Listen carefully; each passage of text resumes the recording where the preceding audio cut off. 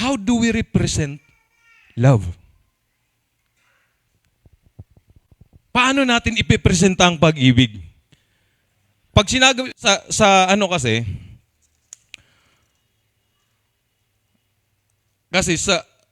ang word na love is generic eh.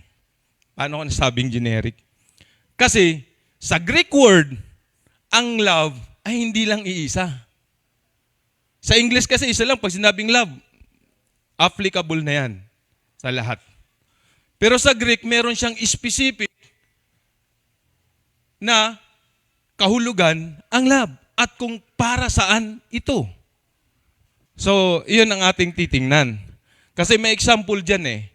Ang example natin ay sa John chapter 21, verse 15 to 17. Ito yung tagpo na tinanong ni Jesus si Peter. Okay, basahin na lang natin. Sabi niya, when they had finished eating, Jesus said to Simon, Simon, son of John, do you love me more than this? Oh, ito, ba't nag-isa-isa ito? Hindi ko naman ito nilagyan ng... I-plus mo na nga yung buong verse na yan. Sabi ni Peter, yes, Lord. He said, you know that I love you. Yeah. Jesus said, feed my lambs. Again, Jesus said, Simon, son of John, do you love me? O, pangalawang ulit, ano? He answered, yes, Lord. You know that I love you. Jesus said, take care of my sheep. Then third time, he said to him, Simon, son of John, do you love me? Peter was hurt. Nasaktan na si Peter. Bakit? Kasi, ang sabi dito, Lord, you know all things.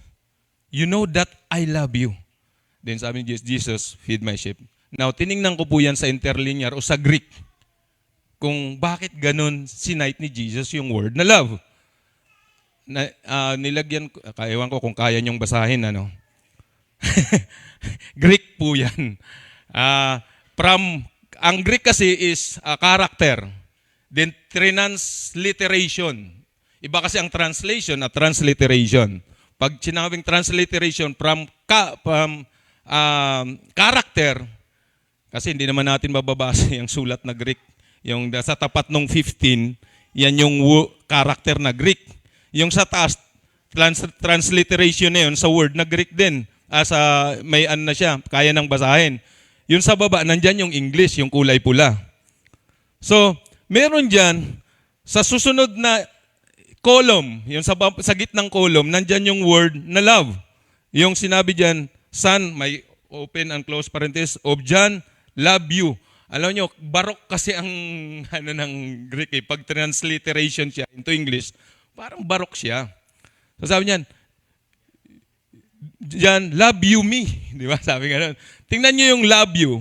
Makikita nyo sa taas niyan, nakalagay dyan, agapas or agape. See?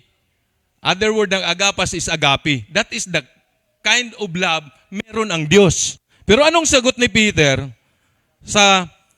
Sabi niya, yes Lord, I love you. Nandyan din. Sa pinakababa, know that I dearly love you. Tingnan nyo yung kulay pula. Know that I dearly love you. Tingnan nyo sa taas yun ng pula na dear love, yung word, peleo. Pelo rather. Fellow.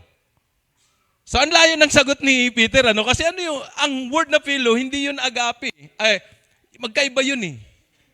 Ang fellow, actually, nasa baba pa yung hibig ko lang, bigyan lang natin. Ngayon, tinanong uli ni Jesus, ba't bumalik? 3 ulit yan eh. So, pansinin nyo, yung word na love you sa pinakataas na sentence na bandang gitna, nandyan yung tinanong uli siya ni Jesus, love you me, he says to him. Then sinabi ni Peter, sa gitna ng mga sentence, I dearly love you. Sa taas, pelo pa rin, pero yung love you na sinasabi ni Jesus, agapas o agape. Pero ang layo ng sagot ni Peter, pileo. So 3 sabi, kaya yung pangatlong tanong ni Jesus, binago na ni Jesus. Pansinin nyo. The third time, ito. Third time, Simon, saan dyan? Sa pinakababa, pinakahuli. Do you dearly love me? Ano nang sinabi ni Jesus doon sa pangatlong tanong niya? Phileo na. Kasi ang isang katotohanan, hindi kayang gawin ng tao ang pagmamahal na meron ang Diyos. Kaya nilower ni Jesus ang kanyang standard para mahalin mo siya. Ano yon? Pagmamahal ng katulad ng kaibigan. See? Diba? Nakita natin yung pagkakaiba. Kasi walang makakagawa ng klase ng pagmamahal meron ng Diyos. Yung ialay niya ang buhay niya para sa kanyang kaibigan. Kaya ba natin yon? Baka tumakbo ka. Sige, makukulong yung kaibigan mo. Ako na lang makulong para sa'yo. Hindi mo kayang gawin yun. Yun yung agape. He offered his life to his friend.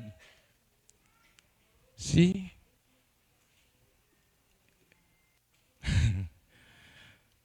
Okay, ito yon. Tingnan natin ang meaning ng philo.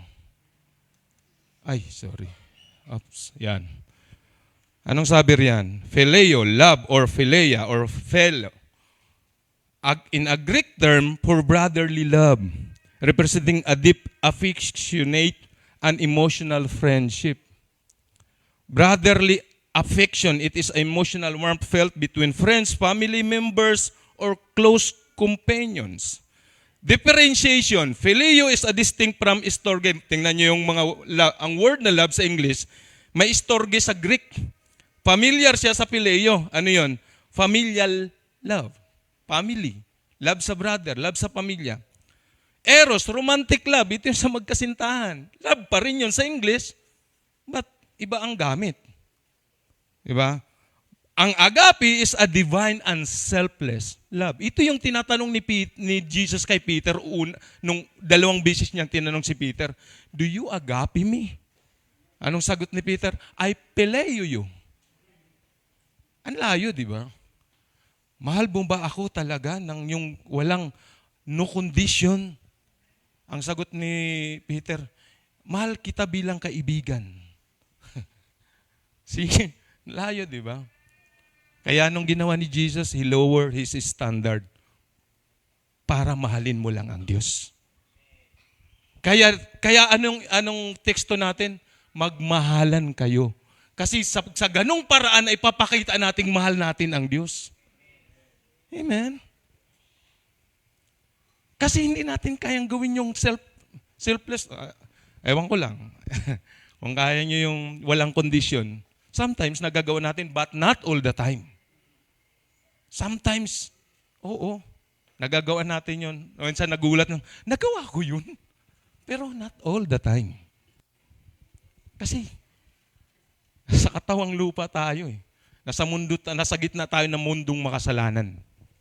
Biyaya lang ng Diyos kung bakit minsan nagagawa natin yung klase na meron na klase ng pagmamahal na meron ng Diyos. Because of His grace. Not with our own strength or our own ability. See? So, iyan yung pag-ibig. Na? So, paano natin ipresenta yung pag-ibig?